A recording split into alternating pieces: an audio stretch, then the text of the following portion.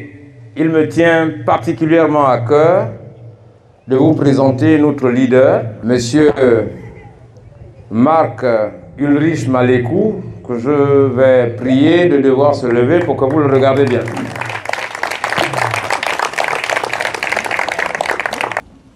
La renaissance de Port-Gentil. La renaissance de Port-Gentil. La renaissance de Port-Gentil. Pour la victoire. Alors, un petit mot sur M. Malekou. C'est un jeune Gabonais. Un jeune Gabonais de 50 ans. Il est journaliste de formation. Il a des intérêts à Port-Gentil, des intérêts au 4e arrondissement de Port-Gentil, notamment dans la zone de Badamier, et il est donc candidat. Il est candidat pour l'élection législative au 4e arrondissement. Cela signifie qu'il veut être le député, le représentant des habitants du 4e arrondissement. Monsieur Malekou est une voix autorisée. Merci de nous recevoir. Nous sommes les candidats de la Renaissance de Port-Gentil, engagés pour 2 élections, les élections législatives dans lesquelles je suis le candidat titulaire, et j'ai pour suppléant Camille Igaliga Rengola. Il y a également aux élections locales, nous sommes tous 2 colistiers d'une liste, celle conduite par Sophie Saul-Laurent, et avec l'ensemble des colistiers, levez-vous tout le monde. Nous voulons vous entretenir sur nos ambitions. Je vais commencer par les élections locales pour lesquelles nous sommes engagés, pour lesquelles je suis colistier. Aux élections locales, il y a notamment la question du marché Bornave. Ce marché, on a fait une enquête sociale. C'était la propriétaire du ministère de l'Agriculture. Aujourd'hui, on nous apprend que c'est la propriété de quelqu'un. Et quand on va interroger les commerçantes, elles nous disent que c'est une personne commis par Patience Dabani qui vient collecter les recettes municipales. Donc, les taxes collectées ne vont pas à la mairie ni à l'État, ça va dans les poches de Patience Dabani. C'est le témoignage qui nous revient des commerçantes. Et ça, c'est pas normal. Ce n'est pas parce qu'on est au pouvoir que l'on peut verser dans la patrimonialisation des biens de l'État. Pourquoi le ministère de l'Agriculture n'est plus propriétaire de ce terrain? C'est ce qui nous pousse à aller à l'hôtel de ville pour changer la donne. Nous voulons aussi aller à l'hôtel de ville pour créer un fonds d'aide à l'entrepreneuriat local, pour aider singulièrement les femmes et les jeunes. Nous voulons aussi aller à l'hôtel de ville pour que les sociétés, les grandes firmes industrielles qui sont là, qui pillent notre pétrole, qui pillent notre forêt, qui pillent notre bois, qui polluent nos sources d'eau, qui polluent nos forêts, versent des indemnités autorisées, prévues par la loi, pour que Port-Gentil se développe. Ils sont là depuis près de 60 ans, mais Port-Gentil ressemble à un campement. Ils sont là depuis plus de 60 ans, Port-Gentil ressemble à un ghetto urbain. Et on ne peut pas être complice de cela. Nous sommes candidats pour aider à faire changer tout cela. Au niveau des législatives, ce qui motive notre engagement, c'est parce que le système Bongo tue les Gabonais à chaque élection présidentielle. Depuis 1993 jusqu'en 2023, ils organisent des coups d'État électoraux avec la JR et on veut que les responsables de ces crimes organisés après chaque élection, dont la dernière c'est 2016, soient connus. Il faut une enquête parlementaire. On ne peut pas tuer nos parents et nous sommes là comme des idiots, ma boule, personne ne parle parce qu'on aurait peur de ces criminels. Marie-Madeleine est là, Marie-Madeleine Borancho. Elle a fait 32 ans de cours constitutionnel, 32 ans de complicité de crimes politiques en proclamant des faux résultats. Elle est là en toute impunité. C'est pas normal. Olegui nous dirige aujourd'hui. Il a dirigé la GR qui a tué les Gabonais pendant... et les barbouzes commandées dans ce pays par le système Bongo. Il n'y a pas d'enquête, c'est pas normal. C'est pourquoi nous appelons à la dissolution de la garde républicaine. Votez-nous, députés, pour qu'on aille au Parlement pour exiger cette dissolution. La garde républicaine ne protège pas les Gabonais, elle protège les Bongos. Hier, c'était la garde présidentielle qu'on est parti aux accords de Paris. On a dit on ne veut plus la garde présidentielle. Ils ont dit d'accord, on met la garde désormais républicaine.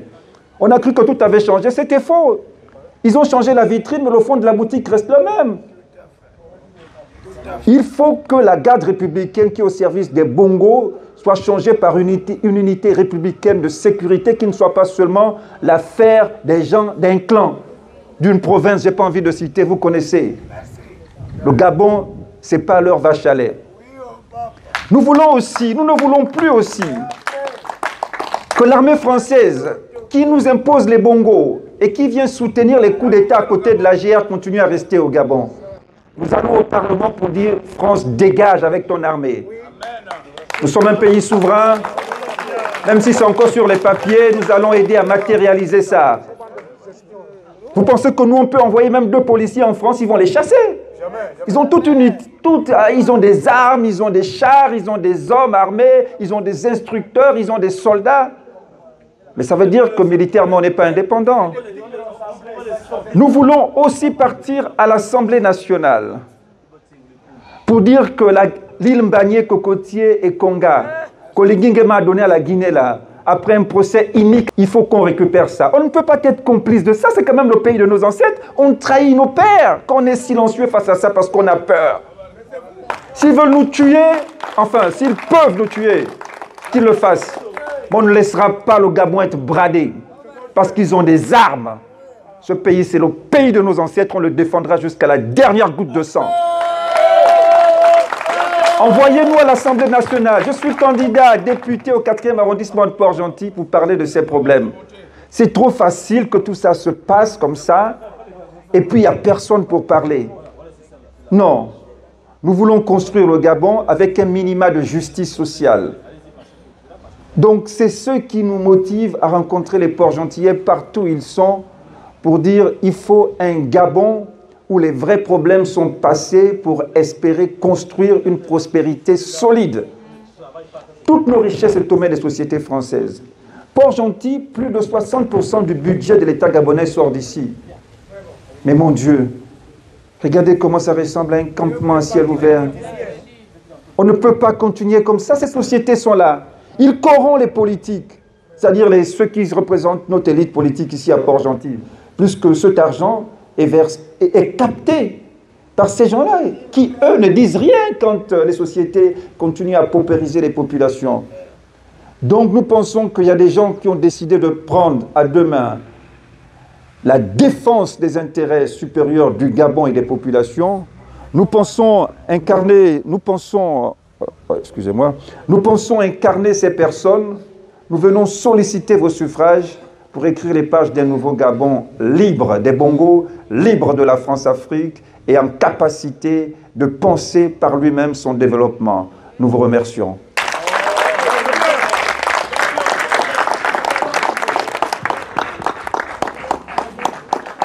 Je dois également brosser un mot sur la candidate tête de liste, Madame Sophie Solneron. Madame Sophie Solneron est enseignante de carrière, enseignante de formation. Elle a travaillé ici à Port-Gentil. Elle a été notamment directrice du collège Raponda Walker de Port-Gentil pendant au moins 10 ans. Madame Sophie Solneron est la fondatrice du collège que bon nombre d'entre vous connaissent, le collège Charles Lwanga, qui forme des Gabonais. J'ai envie de dire qu'elle a fait œuvre utile. Elle est candidate, tête de liste pour les élections locales. Elle est candidate pour devenir conseillère municipale. Et je suis, moi qui vous parle, la deuxième personnalité de cette liste. Elle ne m'a pas choisi parce que nous sommes de la même ethnie. Elle ne m'a pas choisi parce que je suis son beau-frère. Elle m'a choisi parce que on a passé un petit bout de temps ensemble, nous nous sommes entretenus et elle a pensé que j'avais les aptitudes pour devenir conseiller municipal et je l'espère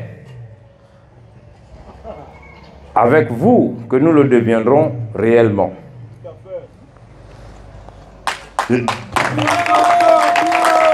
Les naissances de Port-Gentil. Bien, la parole va être passée à Maman Sophie, qui a quelque chose à vous dire. Population du 4e arrondissement, Bologno. Papa et maman, mesdames et messieurs, les jeunes habitants du quartier Saint-Manguier, soyez salués. Je ne vais plus me présenter puisque ça a déjà été fait. Je vais aller droit au but. Si je sollicite votre concours, votre aval, votre bénédiction pour me présenter à la mairie du 4e arrondissement, c'est parce que j'ai envie de travailler pour Port-Gentil. J'ai beaucoup à donner et j'ai beaucoup d'idées que j'ai envie de mettre en œuvre pour cette ville que j'aime beaucoup. Je ne vais pas être longue parce qu'en plus de tout ce qu'il y a comme administration, état civil, tout le travail de la mairie que vous connaissez, nous allons apporter notre contribution pour améliorer justement certains aspects qui ne vont pas. Mais le projet qui nous tient à cœur, mes colistiers et moi, c'est déjà de renflouer les caisses de la mairie pour pouvoir réaliser nos projets. Et l'argent de la mairie, il se trouve dans les sociétés qui sont là. Total, la DAX, etc., je ne les citerai pas, qui doivent contribuer et nous allons les pousser à le faire. Cet argent nous permettra de réaliser vos projets. Nous comptons mettre à contribution les jeunes, les hommes et les femmes, d'apporter leurs idées, parce que je sais qu'il y en a beaucoup, pour pouvoir améliorer les conditions de vie des populations. Parce que le rôle du maire, c'est ça, c'est d'administrer et d'améliorer les conditions de vie des populations. En matière de minima sociaux, en matière d'hygiène, en matière de culture. Pour aborder le projet de la culture, en tant qu'enseignante, ça me fait mal de voir que les jeunes, souvent, n'ont pas d'activité saine pendant les vacances. Ils sont obligés de rester à la maison, regarder les séries. Ça, c'est pour ceux qui sont un peu sérieux. Les autres, c'est dans les bars, c'est d'aller dehors. Il n'y a pas de loisirs. Une ville comme Port-Gentil, Port-Gentil, même Libreville, n'a même pas une bibliothèque. À Port-Gentil, à Libreville, et on est obligé d'aller chez les Français, au centre culturel français. Port-Gentil, une grande ville comme ça, tous les jeunes que je vois, pas une bibliothèque. Donc nous allons nous battre pour mettre en place une bibliothèque, un centre culturel que nous allons appeler Joseph Renjambe Issani. Dans ce centre culturel, il y aura une bibliothèque, des activités socio-éducatives, des aires de jeu et tout ce que l'on peut mettre pour occuper sainement les enfants. Pour les femmes, nous comptons mettre en place des AGR, activités génératrices de revenus. Il y a plusieurs moyens, mais ça passera d'abord par des formations. Parce que même s'il y a des mamans ici, j'ai vu que beaucoup à Port-Gentil se débrouillent, qui dans la restauration, qui dans la fabrication des condiments, qui etc. Mais pour aller plus loin, pour pouvoir maintenant ambitionner d'être une petite entreprise, il faut une formation. Chez nous, on laisse les gens se débrouiller tout seuls. Or, on ne peut pas aller loin. Ce n'est pas parce que je sais fabriquer le manioc, que je sais piler le manioc, que je vais pouvoir trouver les clients, emballer, etc. Ça, il faut une formation. Donc, nous comptons mettre en place des formations. Voilà nos ambitions, en gros. Un autre moyen très important, mais je laisserai le président parler de ça, c'est de récupérer les fonds générés, les fonds du marché Bornave. Le marché Bornave appartiendrait à quelqu'une qui le tiendrait, dit-on, de ses ancêtres. Et tout l'argent passe dans sa poche. Ça doit revenir à la mairie de Port-Gentil. Nous n'avons pas peur. Nous sommes prêts à nous battre pour récupérer ce qui nous appartient. Donc, mettez-nous devant et nous allons combattre pour récupérer ça. Pas pour notre poche, mais pour les populations de Port-Gentil. Voilà, je ne serai pas plus longue. Je vous remercie. Le 27 septembre, votez ma liste, moi et ma liste. Merci.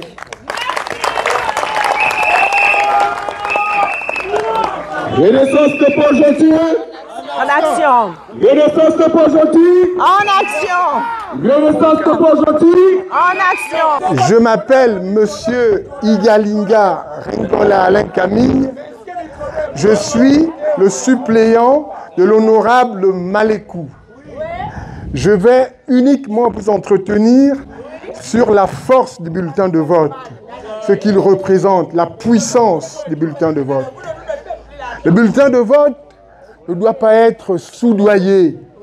On n'achète pas le bulletin de vote d'un citoyen. C'est votre arme, c'est votre arme. C'est votre arme pour votre liberté. C'est votre arme pour votre dignité.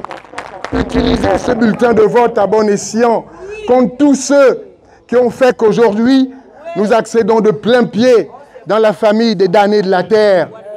Un pays riche, population extrêmement pauvre. Comment expliquer, chers compatriotes, frères et sœurs, qu'un pays aussi riche que le nôtre, avec une faible population d'à peine 2 millions d'âmes, et nous vendons sur les marchés internationaux des matières premières, comment expliquer que nous soyons aussi pauvres? Parce que simplement, tous ceux qui ont eu la chance, moi je dis la malchance de nous conduire depuis le Père Bongo, n'ont travaillé que pour eux-mêmes, pour leur propre poche. Ils ont mis en place un système politico-militaro-mafieux. Et il faut s'affranchir de ce système politico-militaro-mafieux, excusez-moi. C'est par le bulletin de vote que vous pouvez vous affranchir de ce tutorat mafieux en allant voter massivement pour les listes de la Renaissance de Port-Gentil, pour que demain Port-Gentil retrouve sa splendeur d'antan, que Port-Gentil redevienne la ville phare du Gabon. Je vous remercie. Merci.